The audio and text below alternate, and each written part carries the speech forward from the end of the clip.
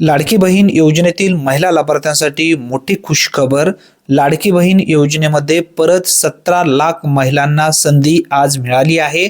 या संधीचा सोनं नक्की लाडक्या बहिणींना होणार आहे। या संदर्भातील माहिती महिला व बाल विकास विभागांच्या माध्यमातून देण्यात आली आहे।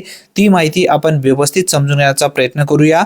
मुख्यमंत्री माझी लाडकी बहीण योजनेअंतर्गत ई-केवायसी करताना नजर चुकीने चुकीचा पर्याय निवडल्याने ज्या लाभार्थ्यांना योजनेचा लाभ मिळालेला नाही त्यांना ई-केवायसी दुरुस्त करण्यासाठी पुन्हा संधी देण्यात आलेली आहे।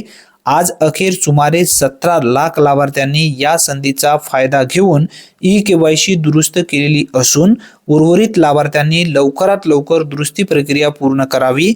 दुरुस्ती करण्याकरिताची शेवटची मुदत 31 मार्च 2026 पर्यंत ठेवण्यात आली आहे। दुरुस्त करण्याकरिता ladkibahini.maharashtra.gov.in या लिंकवर भेट द्या व दुरुस्ती प्रक्रिया पूर्ण करावी। जर तुम्हाला दुरुस्ती करायची असेल तर कशी करावी या संदर्भातील पूर्ण माहितीचा व्हिडिओ या ठिकाणी लावण्यात आलेला आहे, त्यावरती टच करा आणि पूर्ण माहिती नक्की पहा। धन्यवाद।